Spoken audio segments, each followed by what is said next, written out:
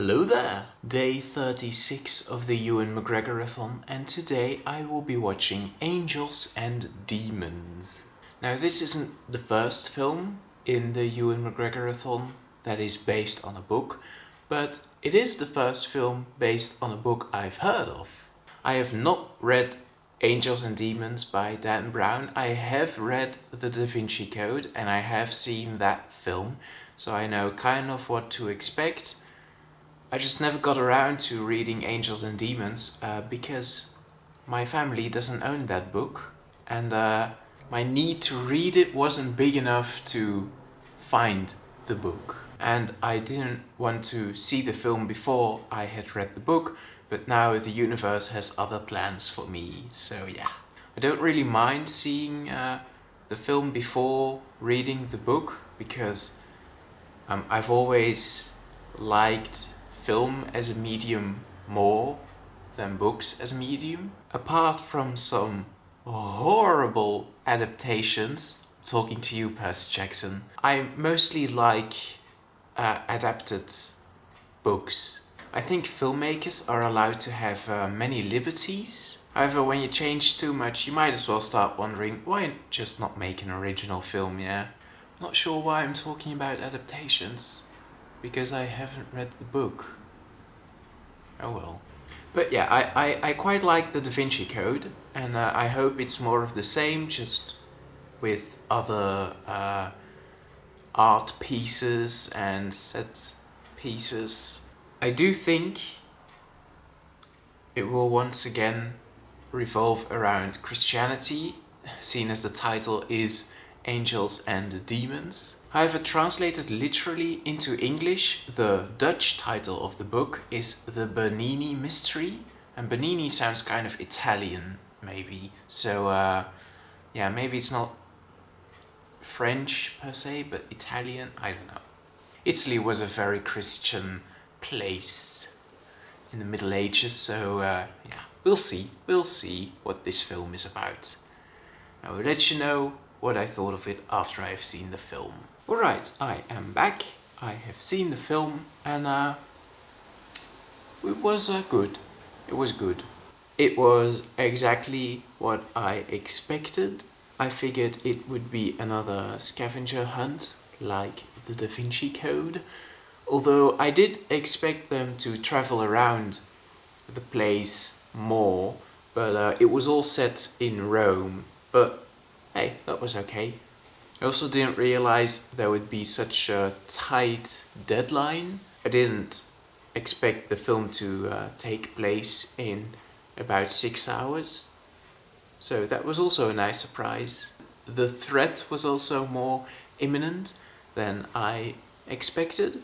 And all those things I didn't expect were good things, because otherwise it would be probably too much like the Da Vinci Code. For my liking. My one complaint, and I don't remember having this one for the Da Vinci Code, although I can't imagine that I wouldn't have it, so I don't know, maybe I just didn't think of it at the time, or maybe it just didn't bother me that much, but my one complaint is that when solving a mystery, I, as a reader, want to be able to solve it, or at least follow the logic of the main character. But all the clues in this story were solved through an extensive knowledge of Catholic law, Catholic art, an understanding of how the Catholic Church and the Vatican worked, and that made me, as an audience, kind of sit there. And every time Langdon explained something, I was like, oh, okay, I'll take your word for it. And I would have preferred it to be like, oh yes, of course, you're so smart. That's the way I prefer to think in when solving mysteries in film or in books. Also, I didn't really like not knowing how much of this story is based in reality. Like, of course, I've heard of the Illuminati, as an internet meme. I knew they were real, but I didn't even know it was something religious. I knew it was a cult, but so every time Langdon throws a bit of history at us, I'm like, yeah, but is that really true, or... And there's no way for me to check. Well, I could look it up on the internet, but I'm not that curious, so that left me a bit unsatisfied as well. But even though the movie basically completely alienates me because I don't know anything about Catholic Church or the Vatican, I still really enjoyed it. It was an exciting scavenger hunt, and it was really fun to see people getting murdered in creative ways that have to do with the four elements. It was also fun to figure out who was the bad guy. I must say, I suspected Ewan McGregor from the beginning, and then the top chef of the police was shot, and I thought, oh well, I must have been wrong. And then it turned out I wasn't wrong. So yeah, it was an enjoyable film. Am I still planning on reading the book? Yeah, probably, one day. There's one weird thing, which isn't really a bad thing, but also not a good thing. This episode reminded me very much of the Doctor Who episode called Extremis. Like, it's set in the Vatican, but a lot of things are set in the Vatican. But then there's also this weird coincidence that some part of the story is also set at CERN, and that's just... How many stories are set both in the Vatican and in CERN? That can't be a coincidence. Extremis copied that from Angels and Demons. That must be the case. Also, the music in this film. Firstly, I found it funny that every time they got into a car, the big dramatic music played, but it didn't really play anytime else. Anytime there's something exciting going on, mostly they go for different songs, but every time they ride a car, that's when the big dramatic music starts playing. I found that funny. Also, the dramatic action music reminded me strangely of the 11th Doctor theme. So there were a lot of connections to Doctor Who in this film, which is bizarre, but oh well.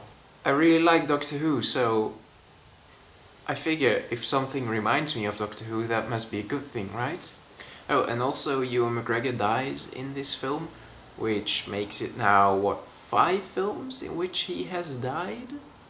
Yeah, I think so. 5 Ewan McGregor deaths.